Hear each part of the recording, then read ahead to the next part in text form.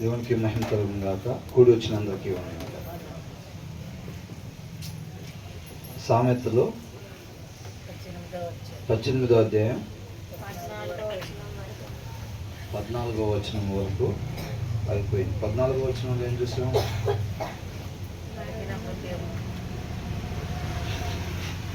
ఏంటంట?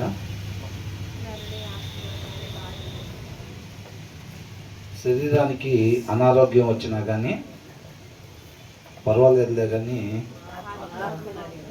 ఆత్మ నలిగిపోయినట్లయితే కనుక దానివల్ల ఆ నష్టాన్ని మళ్ళీ మనం కూర్చుకోలేమన్నమాట. అర్థమవుతుందండి. కాబట్టి ఒక పూట ఆహారం తీసుకోకపోతే మనకి ఎలాగా బలహీనంగా అనిపిస్తూ ఉంటుందో, ఏదో అనారోగ్యం వచ్చింది అనుకుంటామో, ఆత్మకు అంతకన్నా ప్రాధాన్యత ఇవ్వాలన్నమాట. ఇక్కడ అదే కదా అంటున్నాడు, శరీరము ఆత్మ ఈ రెండింటిలో ప్రాధాన్యత దేనికి ఇవ్వాలంట? ఆత్మకు ప్రాధాన్యత ఇవ్వాలి అని అంటున్నాడు. 15వ వచనం దగ్గర నుంచి. ఎవరు చెవి అంట? జ్ఞానులు అంటే ఎవరాళ్ళు? హృదయంలో వాక్యము కలిగిన వాళ్ళు. వాళ్ళ చెవులు అంటే ఏం చేస్తాయంట?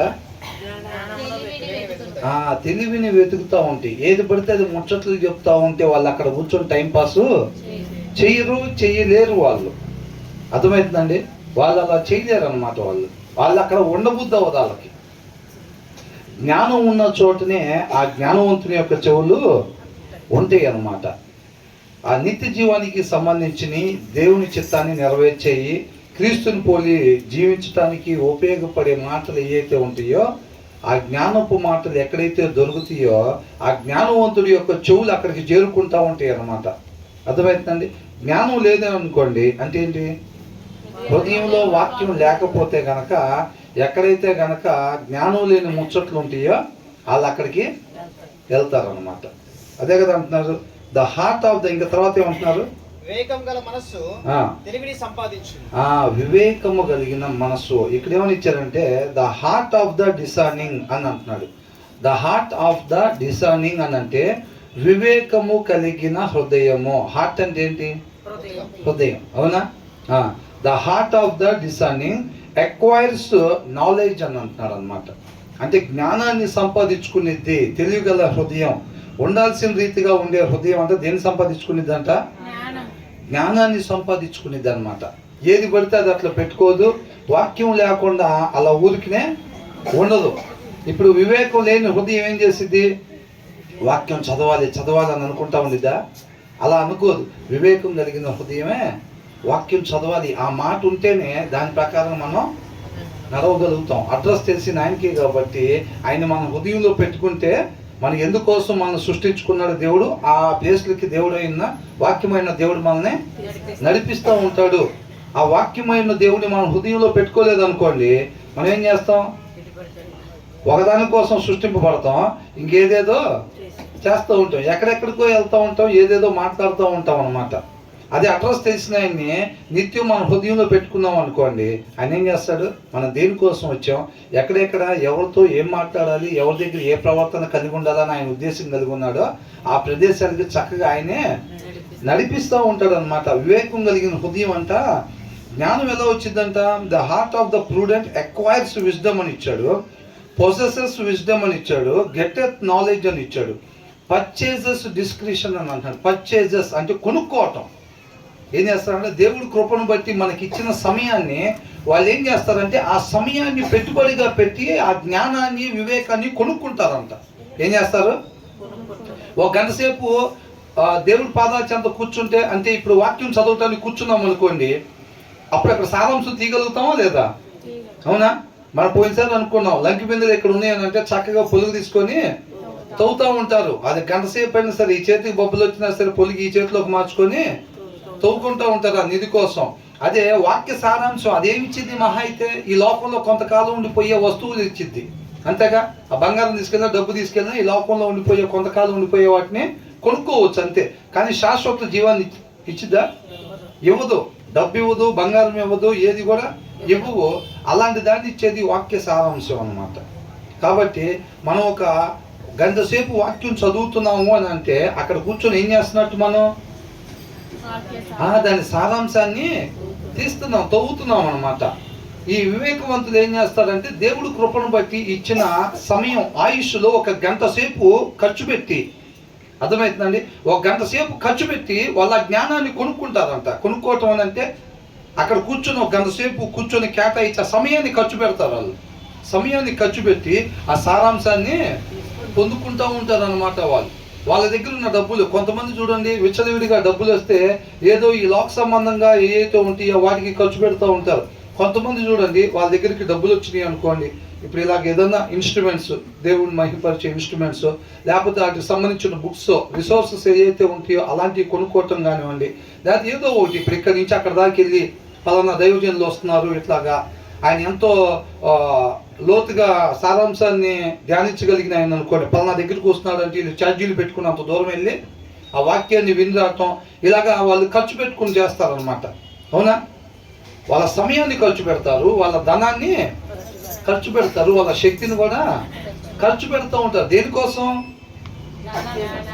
జ్ఞానాన్ని, తెలివిని, వివేకాన్ని పొందుకోవటం కోసం అంట వీళ్ళు దాన్ని ఖర్చు పెట్టి చేసుకుంటారు. వీళ్ళు ఏం చేస్తారు? వివేకం లేని వాళ్ళు ఇప్పుడు గంట సేపు ఎవరు అక్కడ కూర్చొని ఎందుకు టైం వేస్ట్, మనమే అక్కడ చేస్తాం, మన కాలు దగ్గర నిలబడదు, ఈ లోపల పోయి అంటే గంట సేపులో చాలా మందిని కవర్ చేయొచ్చు. బయట మనం పోయి వాడి కాడ ఒక 20 నిమిషాలు, వాడి దగ్గర ఒక 20 నిమిషాలు మనం వెళ్ళి టైం స్పెండ్ చేసి వస్తే వాడి ఊర్లో ఉన్న ముచ్చట్లన్నీ చెప్తాడు. భలే మజాగా ఉండిద్ది, మనం నింపుకొని రావచ్చు, భలే ఆనందం ఉంటుంది. ఆడి గురించి ఈడి గురించి సాడీలు చెప్తుంటే కొంతమంది వినేవాళ్ళకు కూడా భలే కడుపు నిండిపోయింది అసలు. అవునా కదా? కాబట్టి మనం గంటసేపు ఇక్కడ ఏం కూర్చుంటాం అనుకుంటారు. కాబట్టి the heart of the sensible man purchases discretion and the years of the wise seek understanding అని అంటున్నాడు. ఎక్కడ పడితే అక్కడ కూర్చో, మనకు పనికిరాని ముచ్చట్లు నచ్చుతున్నాయి అని అంటే మన హృదయంలో వాక్యం లేదని అర్థం. అర్థమవుతుందండి? హృదయంలో వాక్యం లేకపోతే కనుక పనికిరాని ముచ్చట్లు, మనం ఏ ఉద్దేశం కొరకు వచ్చామో ఆ ఉద్దేశాన్ని నెరవేర్చడానికి పనికిరాని మాటలు ఉంటాయి చూసారండి, అక్కడ ఎక్కువసేపు కూర్చుంటూ ఉంటారు అనమాట. కానీ వివేకవంతుడు హృదయంలో వాక్యం ఉన్నవాడు అలా కూర్చోలేడు. పనికిరాని మాటలు చెప్పేటప్పుడు ఏంటంటే వాళ్ళు అక్కడ ఎప్పుడైతే కూర్చుంటారో అక్కడ కొంచెంసేపు కూర్చోగానే వాళ్ళకి అర్థమైపోయింది అక్కడ జ్ఞానం దొరకదని. మన ముందు వచ్చిన వాళ్ళు కూడా చూసాం. అవునా? అవివేకుల దగ్గర అక్కడి నుంచి వెళ్ళిపో నువ్వు, ఎందుకంటే వాళ్ళ పెదవుల దగ్గర నీకు కావలసిన జ్ఞానం వాళ్ళ దగ్గర దొరకదు అని ఉంది. కాబట్టి ఎన్నప్పుడు పనికిరాని అర్థమైపోయింది, వాళ్ళు అక్కడి నుంచి లేచి వెళ్ళిపోతూ ఉంటారు అనమాట. సమయం కొద్దిగా ఉంటుంది కాబట్టి దాన్ని సద్వినియోగం చేసుకోవటానికి చూస్తూ ఉంటారు. కాబట్టి మనం కూడా ఏం చేయాలి? మనం కూడా ఏం చేయాలంట? మన సమయాన్ని కేటాయించి, దేవుడి కృపను బట్టి మనకి ఇచ్చిన సమయాన్ని కేటాయించి, చాలామంది అనుకుంటారు, నేను బ్రదర్ మాట్లాడుకుంటా పరిచర్య అంటే లోపల ఫెలోషిప్ లోపల చేసేది కాదు. చాలామంది అనుకుంటారు పరిచర్య అంటే అమ్మో ఇక్కడికి వచ్చి చేపలు వేస్తే, ఇక్కడికి వచ్చి కుర్చీలు తీస్తే ఏదో వచ్చేసి, ఇంటికాడ కుర్చీలు తీస్తే ఏమి రాదు, ఇక్కడ కుర్చీలు తీస్తే ఏదో వచ్చింది, లేకపోతే అది ఇది అని అనుకుంటారు. పరిచర్య అక్కడే అయితే ఇప్పుడు యేసుక్రీస్తు వారు వెళ్ళి పెన్నల కాడనే లేచి అరణ్యంలోకి వెళ్ళి ప్రార్థన చేసి ఇంక అక్కడే ఉండేవాళ్ళుగా. ఎట్లాగా? ఈ లోక సంబంధంగా కొంతమంది ఉంటారు, హిమాలయాల్లోకి పోయి ఇంకా అక్కడే ఉండిపోతారు. వాళ్ళు గడ్డాలు మేసాలు మొత్తం బారుగా వచ్చేసిన తర్వాత ప్రాణాలు పోయిన దాకా వాళ్ళు అక్కడే ఉండి భక్తి అనుకుంటూ ఉంటారు. అవునా కదా? ఇప్పుడు యేసయ్య కూడా అరణ్యంలోకి వెళ్ళి పెన్నల కాడ ఇంక చీకట పడిన దాకా అక్కడే ఉన్నారు. ఆయన కూడా పరిచర్య అంతా ఎక్కడ చేశాడు? బయట. ఈ ప్రదేశం ఏంటంటే యేసయ్య అరణ్యంలోకి ప్రార్థన చేసుకుంటాకి వెళ్ళాడు చూసారా, అలాంటి ప్రదేశం అన్నమాట. ఆ చెట్టు కిందే పరిచర్య అనుకోలే యేసయ్య, పరిచర్య అంతా బయట. బలాన్ని పొందుకోవటం ఆ ప్రదేశంలో అప్పట్లో ఇలాగ లేవు కాబట్టి ప్లేస్లు, ఇదేం చేసేవాళ్ళు అంటే కొంచెం ఏకాంతంగా ప్రశాంతంగా ఈ సౌండ్లు గీవులు లేకుండా ప్రార్థన కానీ మోకాలు లేయంగానే ఏమే ఎక్కడ ఉన్నాం అనగానే మళ్ళీ లేచిపోయేటట్టుగా అలా కాకుండా కొంచెం ఇళ్ళకి బయటికి వెళ్ళేవాళ్ళు అనమాట. అర్థమవుతుందండి? ఇక్కడ కొద్దిగా ఇల్లులు ఉంటాయి కదా, కొంచెం వాటి చెట్లు బాగుంటుంది కాబట్టి ప్రశాంతంగా ఇబ్బంది లేకుండా, అంటే డిస్టర్బెన్స్ లేకుండా ఉంటుంది కాబట్టి ఆ ఇళ్ళ దగ్గర నుంచి కొంచెం బయటికి వెళ్ళి అరణ్యంలో ఆ చెట్ల దగ్గర ఏకాంతంగా ప్రార్థన చేసుకుంటూ ఉండేవాళ్ళు. యేసయ్య కూడా అక్కడికి వెళ్ళి ప్రార్థన చేసుకొని ఆ శక్తిని పొందుకొని వచ్చి పరిచర్య చేసేవాళ్ళు అనమాట. మన పరిచర్య కూడా దీని బయట. ఎక్కడ మన పరిచర్య? దీని బయట. ఎక్కడైతే మనం ఆఫీసులకి వెళ్తామో, పనులు చేస్తామో, మనం ఉండే కాలనీలో ఏదైతే ఉండిద్దో, మన చుట్టాల మధ్యలో వాళ్ళ ఇంటికి వెళ్తామో ఆ ప్రతి ప్రదేశంలో పరిచర్య అనమాట. అదంతా కూడా పరిచర్య. అర్థమవుతుందండి? అక్కడ మనం మంచిగా ఉన్నా కానీ ఎవరు పట్టించుకోడు.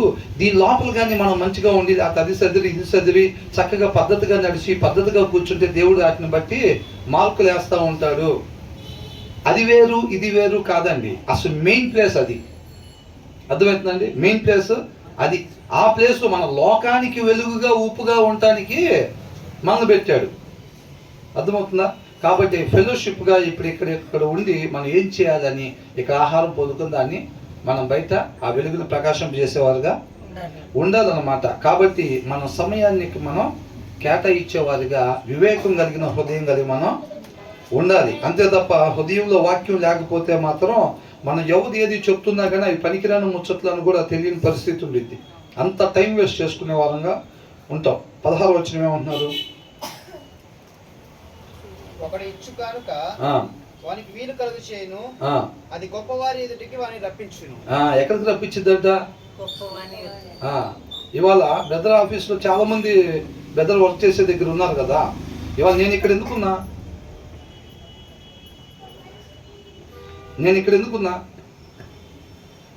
నాకన్నా ముందు చాలా మంది తెలుసు. నాకన్నా బెస్ట్ ఫ్రెండ్స్ బెదర్ చాలా మంది ఉన్నారు, చుట్టాలు ఉన్నారు. ఎందుకని? ఏ గిఫ్ట్ ఓపెన్స్ ద వే అని అంటున్నారు. ఏ గిఫ్ట్ ఓపెన్స్ ద వే. దేవుడిచ్చే తలాంతులను బట్టి, అర్థమవుతుందండి? దేవుడిచ్చిన తలాంతులను బట్టి నాకు ఈ ప్లేస్లో అవకాశం దొరికింది, ఈ స్థానం వచ్చింది. ఈ స్థానం ఎలా వచ్చింది నాకు? అవునా? మాటలు వచ్చిన వాళ్ళు అనేక మంది ఉన్నారు. ఆయన ఇచ్చిన తలాంతును బట్టి అంట, ఆయన ఇచ్చిన గిఫ్ట్ మనకేం చేసిద్దంట? గొప్పవారి మధ్యలోకి మనల్ని నడిపించిద్ది అన్నమాట. ఇప్పుడు చూడండి, ఒక పెద్ద వాళ్ళు బాగా ఇప్పుడు ఒక మంచి ఆల్బమ్ చేయాలనుకుంటున్నారు. ఆ ఫ్లూట్ వాయిచ్చే ఆయన్ని ఏం చేస్తారు? ఆ దేవుడు ఆ టాలెంట్ ఇచ్చాడు అనుకోండి, ఎంత పెద్ద పాస్టర్ గారు, ఎంత పెద్ద మినిస్ట్రీ అయినా ఆయన్ని పిలుచుకొచ్చుకొని అక్కడ ఆల్బమ్ చేయటానికి, ఫ్లూట్ ప్లే చేయటానికి ఆ పాటలకి పిలుస్తారు. ఆయన ఆ ప్లేస్ ఎట్లా వచ్చింది? ఇప్పుడు ఏసన్ గారు లాంటి వాళ్ళు ఉన్నారు, లేకపోతే ఇంకా వేరే వాళ్ళు ఉన్నారు, పెద్ద మినిస్ట్రీస్ వాళ్ళు ఏం చేస్తారు? పలానా ఆయన కీబోర్డ్ బాగా ప్లే చేస్తారంటే ఆయన ఏం చేస్తారు? అక్కడి నుంచి తీసుకొస్తారు. ఇప్పుడు ఆల్బమ్ చేద్దాం అనుకుంటున్నాం. ఈ సంవత్సరానికి ఒకసారి మంది మన మినిస్ట్రీ అని అంటే అది మామూలు విషయం కాదు, ఇట్లా ప్లే చేయాలని అంటారు. ఆయనకి ఆ ప్లేస్ ఎక్కడి నుంచి వచ్చింది? ఆ గిఫ్ట్ని బట్టి వచ్చింది. అవునా? ఆ గిఫ్ట్ను బట్టి ఆ ప్లేస్ వచ్చింది. కాబట్టి ఇక్కడ ఏమంటున్నాడు? A gift opens the way and ushers the giver into the presence of the great అని అంటున్నాడు. మనల్ని ఒక ప్రదేశంలోకి ఆ తలాంతు నడిపించిద్ది అనమాట. అర్థమవుతుందండి? ఆ తలాంతు, దేవుడు మనకి ఇచ్చిన తలాంతు ఎప్పుడైనా మన కొరకే కాదండి.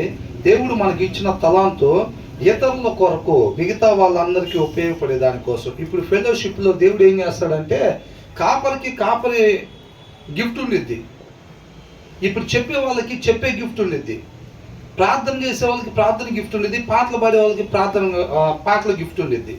ఇప్పుడు ప్రేయర్ చేయాలనుకోండి, వాస్తవానికి ప్రేయర్ గిఫ్ట్ ఎవరికైతే ఉందో వాళ్ళు చేయటం వల్ల మేలు కలిగిద్ది. అర్థమవుతుందండి? వాక్యం చెప్పటం వచ్చిన ఆయన ప్రేయర్ చేస్తే కాదండి. ఈ ఫెలోషిప్లో అందరికీ డిఫరెంట్ పర్సన్స్కి డిఫరెంట్ గిఫ్ట్స్ దేవుడు ఇస్తాడు. ఎవరికి ఏ తలాంతు ఇచ్చాడో ఆ తలాంతుని మనం పూడ్చిపెట్టకుండా దాన్ని ఉపయోగించటం వల్ల, ఇక్కడ ఇంకొక మాట వాడారు, ఏమన్నారు అని అంటే, ఏ మ్యాన్స్ గిఫ్ట్ ఎన్లార్జెస్ హిమ్ అని అన్నాడు. ఎన్లార్జెస్, విస్తరించిద్ది అనమాట. విస్తరించిద్ది ఆయన్ని.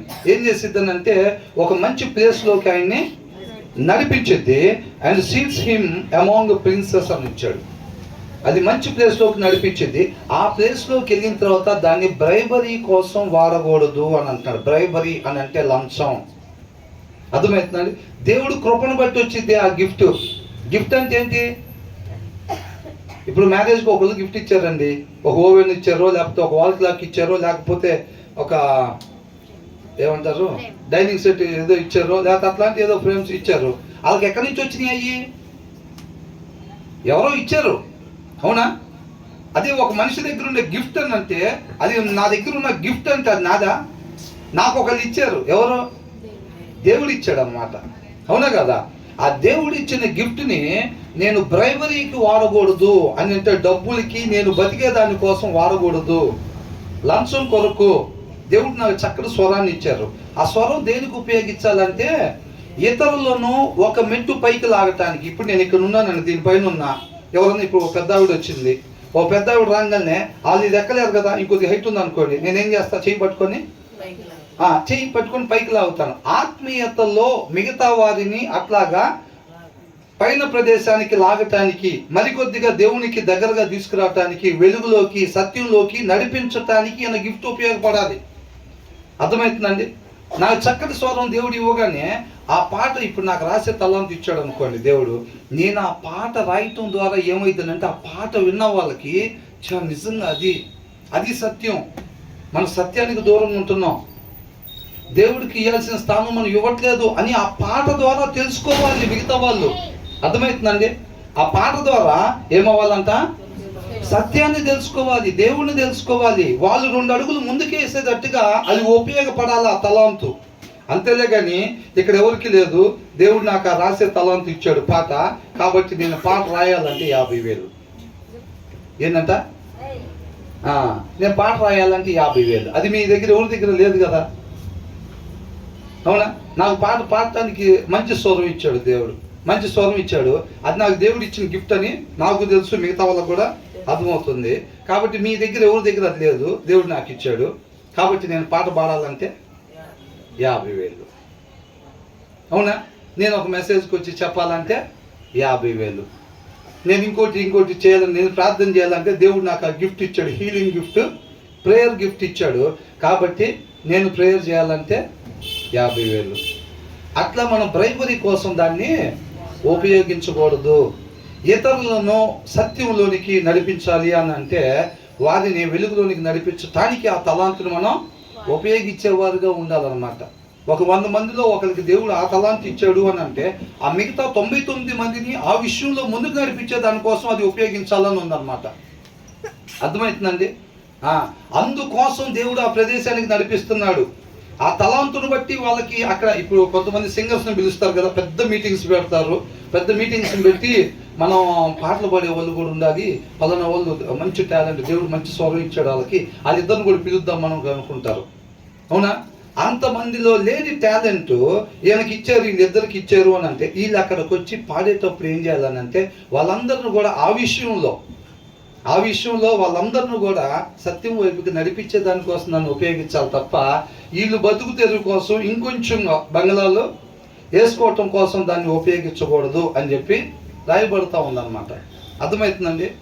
కాబట్టి ఇవాళ ఇక్కడ మనం ఉన్నాము లేదు, ఒకరిని ఇప్పుడు బ్రదర్ని బయట కొన్ని చోట్ల పిలుస్తూ ఉంటారు కదా మెసేజ్ చూపడానికి. ఇప్పుడు ఎట్లా ఎందుకని పిలుస్తున్నారు అంటే ఆ ఊర్లో ఎవరు లేరా, తెలిసిన వాళ్ళు ఎవరు లేరా వాళ్ళకి?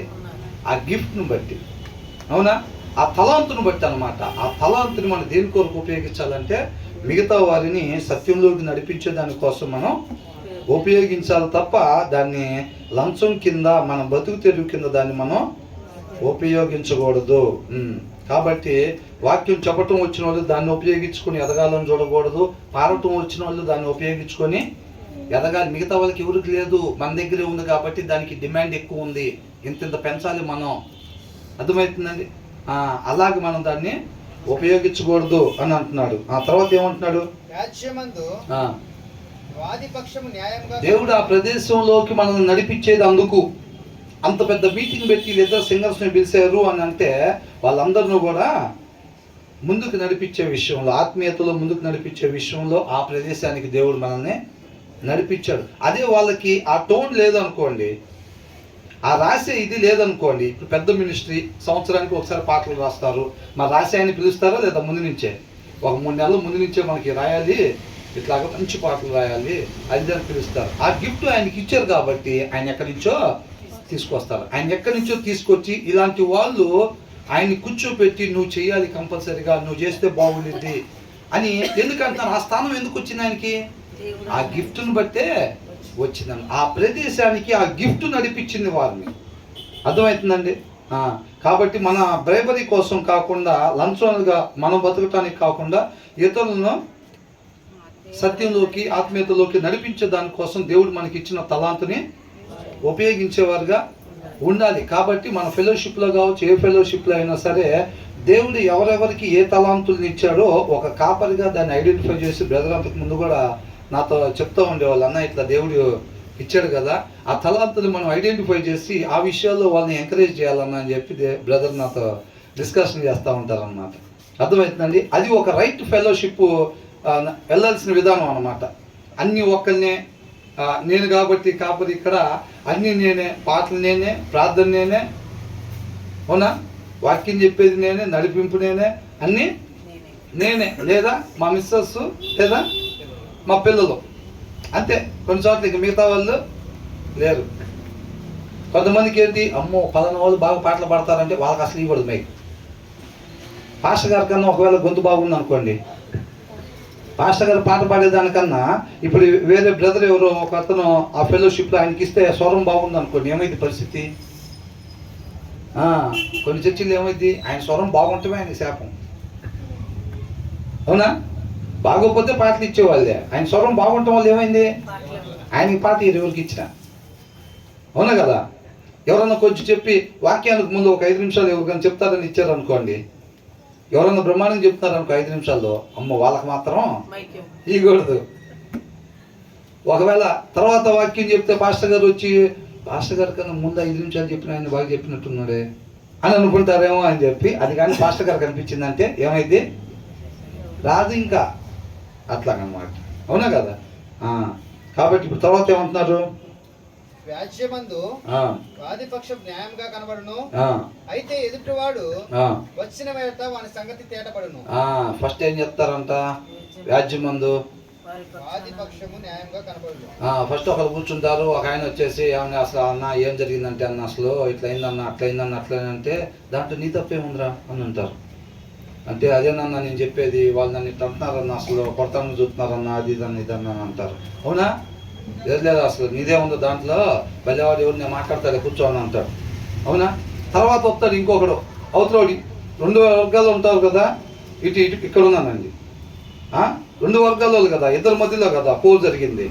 ఇంకొకళ్ళు వస్తారు, ఇంకొకళ్ళు వచ్చి ఏందో చెప్పు అసలు వినాలి కదా, వీడు తప్పేమీ లేదు, అర్థమైపోయింది, వీడిదే కరెక్ట్ మొత్తం కాదు, వాడు ఏం చెప్తాడో వాడిది కూడా 2 ముక్కలు విన్నాం, అసలు ఏం చెప్పాను అనగానే వాడు చెప్పగానే వాడిది కూడా కరెక్ట్గానే అనిపించింది. ఇందాక వీడు చెప్పిన వర్షం చూస్తే వీడిది కరెక్ట్లా ఉంది, ఇప్పుడు వాడేంటి అట్లా చెప్తున్నాడు అని అనిపించింది. వాళ్ళది ఏం లేదు అనుకోండి, ఏమైంది, ఏందే కరెక్ట్ అని జడ్జిమెంట్ ఇచ్చేసేస్తారు. అట్లా జడ్జిమెంట్ ఇవ్వచ్చా?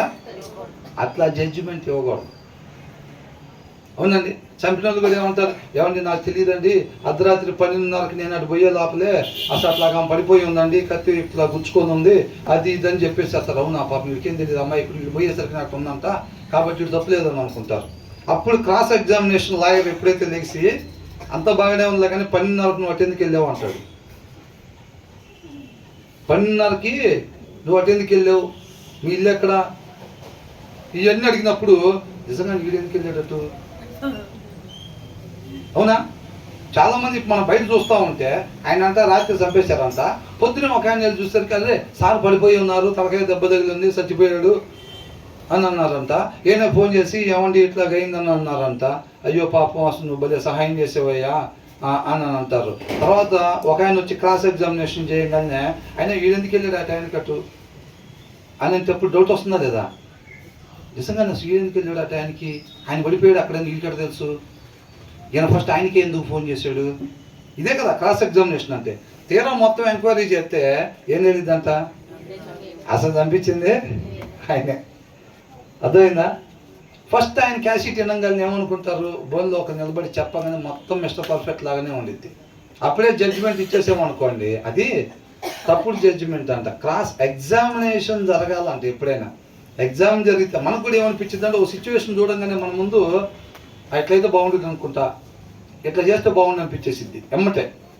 దాన్ని ఏం చేయాలంటే వాక్యంతో మనం ఎగ్జామిన్ చేసుకోవాలి, అర్థమవుతుందండి. ఇలా చేస్తే బాగుంటుంది అని అనిపించేసింది మన పరిస్థితిని బట్టి, అది వాక్యాన్ని బట్టి ఎగ్జామిన్ చేయాలన్నమాట. ఎగ్జామిన్ చేసుకొని ఇలా చెయ్యొచ్చా లేదా, వాక్యం ఏం చెప్తుంది, వాక్యం సత్యం, అవును కదా? వాక్యం ఏదైతే చెప్తుందో ఆ సారాంశం సత్యం కాబట్టి దాంట్లో నుంచి మనం తీసుకోవాలి, ఏదైనా దాంతో ఎగ్జామినేషన్ చేసుకోవాలి. మనం ఒకసారి ఏమైందంటే రీసెంట్గా ఒక 4-5 రోజుల క్రితం అరకు వెళ్ళాం. అరకు వెళ్తే మేము వెళ్ళేసరికి చక్కగా చిన్న చిన్న పిల్లల దగ్గర నుంచి పెద్దోళ్ళ దాకా అక్కడ కల్చర్ని బట్టి దింస అంటారు కదా, వాళ్ళ కల్చర్ది చేస్తూ ఉన్నారు. మేము వెళ్ళాం, అట్లా దిగి నుంచునేసరికి చిన్న చిన్న పిల్లల దగ్గర నుంచి మినిమం ఒక 70 మంది ఉంటారు. ఒకరు చేయి ఒకరు పట్టుకొని ఇంక అట్లా అట్లా అట్లా అట్లా చేస్తూ ఉన్నారు. మేము వెళ్ళాం, అక్కడ నుంచున్న తర్వాత నాకు అనిపించిన చిన్న పిల్లలు కూడా ఉన్నారు, ఇంతకన్నా చాలా చిన్న పిల్లలు ఉన్నారు. అక్కడ దగ్గర నుంచి పెద్దోళ్ళ దాకా చేస్తున్నారు.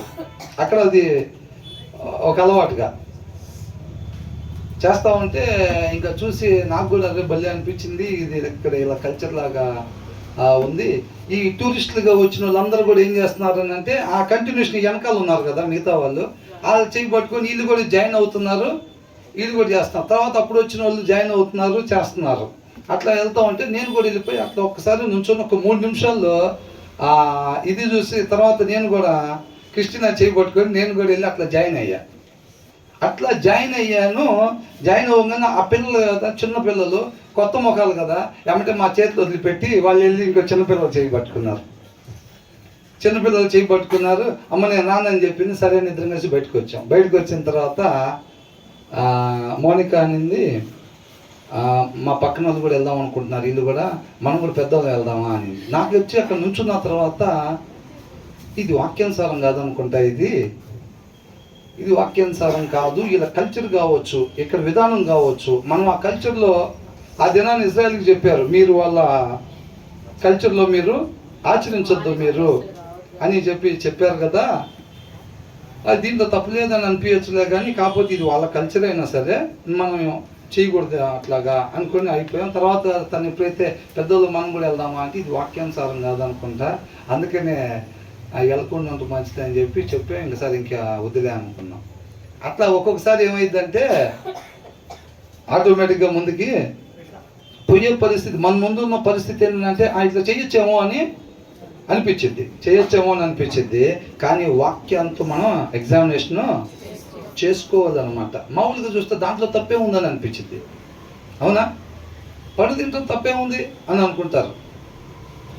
ఆకలేసి పండు తిన్నానండి, పండు తింటే తప్పే ఉంది అని అంటే దేంతో ఎగ్జామినేషన్ చేయాలి? సృష్టికర్త చెప్పింది సృష్టి చేయాలి. ఆయన చెప్పాడు కదా, తినొద్దని చెప్పాడుగా, దాన్ని కంపేర్ చేసుకొని ఎగ్జామిన్ చేసుకొని మనం చేయకుండా ఉండాలన్నమాట. కాబట్టి ఇంకొకళ్ళు వచ్చి అక్కడ ఎగ్జామినేషన్ చేసిన దాకా మనది తప్పు లేకపోతే మనలో ఉన్న తప్పులేమి తెలియవు అన్నమాట. కాబట్టి ప్రతి విషయాన్ని మన ముందుండే ప్రతి పరిస్థితి కూడా మనకి కనిపిస్తూ ఉంటుంది, ఇలా చేస్తే బాగుండిద్దేమో అని చెప్పి. ఒక మార్గం అంటే మనకి కనిపిస్తూ ఉండిద్దంట, ఆ మార్గం చివరికి ఎక్కడికి దారి తీసిద్దంట? మరణానికి దారి తీసేది. కాబట్టి విశ్వాసి కనపడని మార్గం గుండా జీవితంలో ముందుకు సాగుతూ ఉండాలన్నమాట, కనిపించే మార్గం గుండా కాదు. కనిపించే మార్గం ఖచ్చితంగా మరణానికి తీసుకెళ్ళింది. అవునా? కాబట్టి ప్రతి విషయం మనకి ఏది అనిపించినా సరే అది వాక్యంతో ఎగ్జామినేషన్ చేసుకొని దాని ప్రకారం మనం ముందుకు సాగే వారంగా ఉండాలి. తర్వాత ఏమంటున్నారు? చీట్లు వేయుట చేత వివాదములు మానును, అది పరాక్రమశాలులను సమాధానపరచును. కొంతమంది చూస్తే ఏం చేస్తారు? తగ్గనంటారు. మే విషయంలో తక్కువ కాదు, ఈసారి సీటు మాకు ఇవ్వండి అంటారు.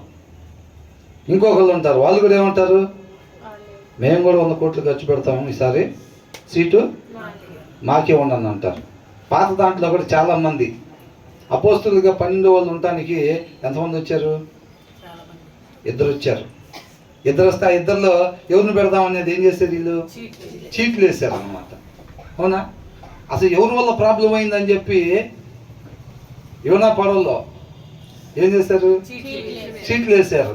ఈ సమూహం ఉన్న వాళ్ళు నేను తగ్గనంటే ఎవరైనా చెప్పిన ఇనే పరిస్థితి లేనప్పుడు ఏం చేస్తారంటే ఎంత బలవంతులైనా సరే ఓ పని చేద్దాం, మనం చీట్లు వేద్దాం, ఎవరి పేరు వస్తే వాళ్ళదంటే వాళ్ళు సరే అంటారు, చేసేది ఏం లేదు. అప్పుడు పలానా వాళ్ళ పేరు పడింది అనుకోండి, యువతలో ఎంత బలవంతుడైనా సరే కామ్గా ఉండాల్సిందే. అక్కడ సమాధానం నెలకొల్పబడింది. అప్పట్లో ఓల్డ్ టెస్టిమెంట్లో ఏంటంటే ఈ విధంగా చేసేవాళ్ళు అనమాట. కాకపోతే ఇప్పుడు అలాగా లేదు. ఇప్పుడు చీట్లు అచ్చ బొమ్మలు ఇట్లా వేయటానికి వీలు లేదనమాట. కాబట్టి ఇప్పుడు వాక్యం ఏదైతే ఉందో ఎలా చేయాలి, ఎలాగా చేయకూడదు, న్యాయ ప్రకారంగా చూసుకొని నీతిగా న్యాయంగా మనం అక్కడ సమాధానాన్ని నెలకొల్పేవారుగా ఉండాలి. దీని ఇక్కడ సారాంశం ఏంటంటే ఇది ఏం చేయటానికంటే చీట్లు వేసేది? The lord puts an end to quarrels అని అంటున్నాడు. తగాదాలను, ఘర్షణను ఏం చేసిద్దంట? అది మాన్పిద్ది. అండ్ డిసైడ్స్ బిట్వీన్ పవర్ఫుల్ అని అంటున్నాడు. అపోనెంట్స్ అని అంటున్నాడు. అర్థమవుతుందండి?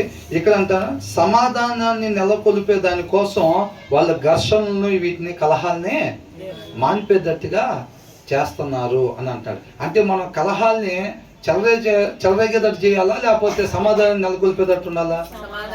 సమాధానాన్ని నెలకొల్పే వారంగా ఉండాలి తప్ప మనం ఘర్షణలు చెలరేపే వాళ్ళంగా మనం ఉండకూడదు అని అంటున్నాడు అనమాట. కాబట్టి మనం a silent man quells strifes and determines between great powers అని అంటున్నాడు. మనం ఎప్పుడు కూడా ఎక్కడున్నా సరే సమాధానాన్ని మాత్రమే నెలకొల్పేవారుగా మనం ఉండాలి తప్ప మనం ఘర్షణలు అల్లర్లు చేసేవారంగా మనం ఉండకూడదు. అలా అల్లర్లు చేయకుండా ఉండాలంటే, ఆ సమాధానాన్ని నెలకొల్పాలంటే ఆ సమాధానం ఫస్ట్ ఎక్కడ ఉండాలి? ఫస్ట్ మన హృదయంలో ఆ సమాధానం ఉంటే, వాక్యం మన హృదయంలో ఉంటే, ఆ వాక్యమైన దేవునిలో నుంచి వచ్చింది ఆ లక్షణం సమాధానం అనేది. అవునా? అప్పుడు మనం ఎక్కడికి వెళ్ళినా కానీ సమాధానాన్ని నెలకొల్పగలుగుతాం తప్ప, లేకపోతే హృదయంలో వాక్యం లేదనుకోండి ఆటోమేటిక్గా ఘర్షణలో వస్తాయి, కలహాలు వస్తాయి. మనం ఎక్కడికి వెళ్ళి మాట్లాడినా ఏమైందనంటే, మనం మాట్లాడి వచ్చిన తర్వాత అక్కడ ఇరువురి మధ్యలో ఏమైందంట, దూరం పెరిగే పరిస్థితి ఉండదు తప్ప దగ్గర అయ్యే పరిస్థితి ఉండదు అనమాట. తర్వాత ఏమంటున్నారు? బలమైన పట్టణమును పట్టుకొనుట కంటే బలమైన పట్టణమును వశపరుచుకొనుట కంటే ఒకరి చేత అన్యాయం నొందిన సహోదరుని వశపరుచుకొనుట కష్టతరము.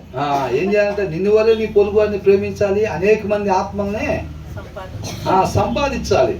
అంటే మన పొరుగు వారిని మనం ఏం చేయాలి? సంపాదించుకోవాలి అంతేలే కానీ మనం పొరుగు వారు దూరంగా అయ్యేటట్టుగా చేయకూడదు అనమాట. కాబట్టి ఇక్కడ అండర్లైన్ చేసుకోవాల్సిన వర్డ్ ఏంటంటే, disputes are like bad grades of a cathedral అంటున్నాడు. ఇప్పుడు పెద్ద ముఖద్వారం గేట్లు ఉంటాయి చూసారండి. ఇప్పుడు కోటలు కలిగిన సిటీస్ ఉంటాయి కదా, ఆ ప్రదేశంలో పోయి యుద్ధం చేసే వాళ్ళని గెలవాలంటే చాలా కష్టం అన్నమాట. అర్థమవుతుందండి? కోటలు కలిగిన సిటీల మీద యుద్ధం చేసి గెలవటం చాలా కష్టం. కోట లేదనుకోండి సింపుల్గా వాళ్ళ మీద పడి అటాక్ చేయొచ్చు. అదే కోటలు ఉన్నాయి అనుకోండి ఎంత కష్టం అయింది. ఆ కోటకి ఎలా ఉంటాయి అంటే పెద్ద పెద్ద గేట్లు ఉండి వాటి మధ్యలో ఐరన్ రాడ్స్ ఉంటాయి అన్నమాట. ఐరన్ రాడ్స్ ఉంటాయి. దానివల్ల ఆ కోటలోనికి ప్రవేశించడం చాలా కష్టమైపోయింది. ఒక సహోదరుని మనం సంపాదించుకోవాలంటే ఆ కలహాలు ఉన్నాయి చూసారా, ఆ కలహాలు అంట పెద్ద పెద్ద గేట్లకు ఉండే ఐరన్ రాడ్లు లాంటివి అంట. దేవుడు ఏమని చెప్తున్నాడు? మన పొరుగు వారిని మనం ఏం చేయాలంట? సంపాదించాలి. ప్రేమ ద్వారా సంపాదించుకోవాలన్నమాట. ఆత్మను సంపాదించేవారు ఉండాలి. అలా సంపాదించకుండా అడ్డం పడితే అంటే ఈ ఐరన్ రాడ్లు లాంటి. అర్థమవుతుందండి? ఆ తర్వాత ఏమంటున్నారు ఇక్కడ? Separate friends like A gate locked with bars అని అంటున్నాడు. Argument and offend friend is harder to win అని అంటున్నాడు. అర్థమవుతుందండి? ఒక ఇబ్బంది పడ్డ ఒక సహోదరుడు ఎవరైతే ఉన్నారో ఆయన మనం తిరిగి మరలా సంపాదించుకోవాలి అని అంటే, ఈ కలహాలు ఏవైతే ఉన్నాయో harder to win back than A fortified city arguments separate friends like A gate locked with bars అని అంటున్నాడు. ఐరన్ బార్స్తో ఎట్లాగైతే ఒక బలమైన గేటును తయారు చేసుకుంటే ఆ కోట లోపలికి ఎలాగైతే మనం వెళ్ళలేకుండా ఉంటామో, ఈ కలహాలు ఉన్నప్పుడు అంట ఆ ఆత్మను మనం సంపాదించుకోలేము అంటున్నాడు. మన తోటి వారిని మనం సంపాదించుకుంటా వెళ్ళాలి అని అంటే మనకి ఎవరితోటి కూడా కలహాలు ఉండకూడదు. అర్థమవుతుందండి? అప్పుడు మనం అనేక ఆత్మలను మనం సంపాదించుకోగలుగుతాం అన్నమాట. ఎవరితో పెట్టినా గొడవ లేదనుకోండి, మనం ఎక్కడికైనా వెళ్ళామంటే అసలు కొంతమంది ఏమైంది, వాళ్ళు ఎక్కడికైనా వెళ్ళారని అంటే వాళ్ళంటే పడదు, వీళ్ళంటే పడదు. ఎందుకని? నోరు కుదరదు. అవునా? నోరు కుదరదు. ఎక్కడికి పోయినా కానీ కలహాలు ఉంటాయి అన్నమాట. ఏ ఆత్మను కూడా మనం సంపాదించుకోలేం. కాబట్టి మనం ఆత్మను సంపాదించుకోవాలని అంటే ముఖ్యంగా ఏమిటంట, ఈ కలహాలు అనేవి ఉండకూడదు. ఎవరితో కూడా విభేదాలు ఉండకూడదు అన్నమాట. ఆ విభేదాలు ఏం చేస్తాయి అంటే ఆ ఆత్మను మనం సంపాదించుకోలేకుండా అవి ఒక ఐరన్ రాడ్స్ లాగా అడ్డం పడుతూ ఉంటాయి అన్నమాట. కాబట్టి సాధ్యమైనంత వరకు మనం ప్రేమ కలిగి అందరినీ క్షమించే వారికి ఉన్నప్పుడు ఏమైందనంటే ప్రేమ అక్కడ అభివృద్ధి అవుతూ ఉండిద్ది అనమాట, వృద్ధి చెందుతూ ఉండిద్ది. కాబట్టి ఎప్పుడు కూడా మనం క్షమించేవారుగా ఉండి ఆ ప్రేమతో మిగతా వారిని మనం సంపాదించుకునే వారుగా అనేక ఆత్మలను దేవుని దగ్గరికి నడిపించేవారుగా మనం ఉండాలన్నమాట. తర్వాత ఏమంటున్నారు? ఒకని నోటి ఫలము చేత ఆ, వాని కడుపు నిండును వారి కడుపు నిండును ఆ, తన పెదవుల ఆదాయము చేత ఆ, వాడు తృప్తి పొందును. తృప్తి పొందును. Wise words satisfy like a good meal అని అంటున్నాడు. వైస్ వర్డ్స్ జ్ఞానం కలిగిన మాటలంట ఒక మంచి ఆహారం, భోజనం, ఈ శరీరానికి ఒక మంచి ఆహారం తీసుకుంటే ఎలా ఉండిద్దో ఆ జ్ఞానం కలిగిన మాటలంట అలా ఉంటాయి అంట. అర్థమవుతుందండి? ఎంత సంతోషపడుతాం. ఇప్పుడు ఒక దగ్గరికి వెళ్ళి చక్కగా ఒక ఆత్మీయంగా వాళ్ళు బలహీనంగా ఉంటే వాళ్ళ దగ్గరికి వెళ్ళి మనం బలపరిచి వచ్చిన తర్వాత ఎంత సంతోషంగా ఉండిద్దో. ఏమైనా తిందావా అంటే అసలు అక్కడే హ్యాపీగా కడుపు నిండిపోయింది. ఇప్పుడు ఇద్దరు గొడవలు ఆడుకుంటున్నారు అనుకోండి, మనం అక్కడికి వెళ్ళి 4 మాటలు చెప్పిన తర్వాత సమాధానం నెలకొల్పబడింది అనుకోండి, అక్కడ మనకి ఎంత సంతోషంగా వస్తాం అసలు మనం. అవునా? ఓ పట్టణాన్ని జయించి వచ్చినట్టుగా ఉండిద్ది, మనకి ఎంత సంతోషంగా ఉండిద్ది అనమాట. అదే అంటున్నాడు వైస్ వర్డ్స్, జ్ఞానం కలిగిన మాటలు అంటే satisfy like a good meal, ఒక మంచి ఆహారం తీసుకున్నట్టుగా ఉండిద్ది. The right words bring satisfaction అని అంటున్నాడు. చక్కగా ఈ దినాన ఇవాళ ఆ ప్రదేశానికి వెళ్ళి వచ్చాం, దేవుడి చిత్తానుసారంగా ఆత్మదేవుడు బలి నడిపించాడు, అసలు భలే కార్యం జరిగింది, అసలు గొప్పగా వాడుకున్నాడు దేవుడు అని అనిపిస్తూ ఉండిద్ది. ఎంత తృప్తికరంగా ఉండిద్దో, అసలు సంతోషంగా హాయిగా నిద్రపట్టే పరిస్థితి ఉండిద్ది. అవునా? ఎవరికి వాళ్ళు ఆ ఆకలిగా ఎదురు చూస్తుంటే చెయ్యాలి, అలాగ వాడబడాలి, అలాగ మహింపరచాలి దేవుడిని అని ఎవరైతే ఆకలిగా ఉంటారో చూసారని నిజంగా, అప్పుడు పరిశుద్ధాత్మ దేవుడు మనం అట్లా వాడుకున్నప్పుడు ఏమవుతుందంటే మనకి ఎంతో తృప్తికరంగా ఉండిద్ది అనమాట. ఆయన కృపను బట్టి గొప్పగా వాడుకున్నాడు మనల్ని అని అనుకుంటాం. స్టీరింగ్ మీద ఎవరు చెయ్యకుండా ఉంటే దేవుడు ఎటు కావాలంటాడు దాన్ని తిప్పుతాడు. మనం ఒక పక్కన చేయేసి ఉంచామనుకోండి, ఆయన అట్లాంటి ఇటు ఆయనకి కష్టంగా ఉంటుంది స్టీరింగ్ తిప్పటం, మనం ఇటు పట్టుకొని ఉంటాం కాబట్టి మనల్ని జీరో చేసుకొని పూర్తిగా ఆయనకి సబ్మిట్ చేసుకొని మన జీవితం మీద అధికారం ఇచ్చినట్లయితే కనుక ఆయన ఎటైతే నడపాలని అనుకుంటున్నాడో, ఎలాగైతే మన పట్ల ఉద్దేశం కలిగి ఉన్నాడో ఆయన ఉద్దేశ ప్రకారంగా మనం జీవించి ఆయన నామాన్ని మహింపరిచే వారంగా ఉంటాము అని అంటున్నారు. కాబట్టి ఆ జ్ఞానం కలిగిన మాటలు మనం మాట్లాడాలి అని అంటే ఫస్ట్ ఆ జ్ఞానం ఎక్కడ ఉండాలి? మన హృదయంలో ఉండాలి. మన హృదయంలో ఆ జ్ఞానం ఉంటేనే ఆ మాటలు, జ్ఞానం కలిగిన మాటలు మన నోట్లో నుంచి వస్తాయి. మన హృదయంలో జ్ఞానం లేకపోతే జ్ఞానం కలిగిన మాటలు రావు, రాకూడని మాటలు వస్తాయి. అవి అందరికీ నష్టాన్ని చేకూరుస్తాయి అన్నమాట. కాబట్టి ఆ జ్ఞానం కలిగిన దేవుని వాక్యం నిత్యము మన హృదయంలో కలిగి ఉండాలి. ఇతరులతో మనం ఎప్పుడు కూడా కలహాలు ఇతరులతో ఎప్పుడు కూడా మనం పెట్టుకోకూడదు అనమాట. మనం అనేక ఆత్మల్ని సంపాదించాలనే ఉద్దేశం మనకు నిజంగా ఉన్నట్టయితే కనుక మనం ఎవరితో కూడా కలహాలు పెట్టుకోకూడదు. అర్థమవుతుందండి? మనం బ్రహ్మాండంగా ప్రార్థన చేస్తాం, బ్రహ్మాండంగా పాటలు పాడతాం, బ్రహ్మాండంగా వాక్యం చెబుతామండి అని చెప్పి వాళ్ళతో మాత్రం అసలు మాట్లాడినండి ఎప్పుడు అంటే అది వాక్యానుసారమా?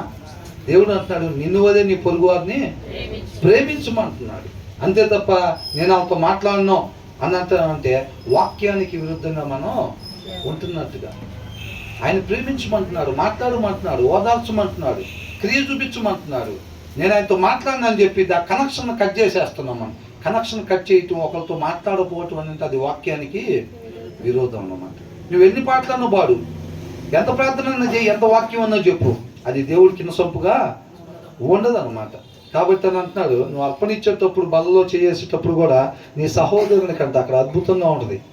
మన కాలం మీద కాదంట, మన తప్పు ఒకవేళ లేకపోయినా వాళ్ళని అపార్థం చేసుకున్నారు అనుకోండి మనల్ని, అయినా సరే నువ్వు వెళ్ళి అక్కడ సమాధాన పడిరా అని అంటున్నాడు. అర్థమవుతుందండి? మన తప్పు లేదు కదా, మనకెందుకులే, హాయిగా ఇక్కడ అర్పణించుకుందాం, ఇక్కడ బలలో చేసుకుందాం, మన తప్పు లేదు కదా. నీ తప్పు లేకపోయినా ఎదుటి వాళ్ళు అపార్థం చేసుకుంటే గనక నువ్వు అక్కడికి వెళ్ళి సమాధాన పడి ఆ తర్వాతే ఇక్కడికి రా అని అంటున్నాడు. అర్థమవుతుందండి? దేవుడికి ఇది కాదు ముఖ్యం, అది ముఖ్యం. ఆయన ప్రేమ స్వరూపి కాబట్టి ఆయన వలె అందరిలో మనం ఆ ప్రేమనే వెలుగు కలిగి అనేక మందికి ఆ వెలుగుని ప్రకాశింపజేసే వారంగా ఉండాలి. కాబట్టి మళ్ళీ ఒకసారి ఇంటికి వెళ్ళిన తర్వాత వీటిని ధ్యానించుకోవాలని కోరుకుంటా ఉన్నాం. దేవునికి మహిమ కలుగును.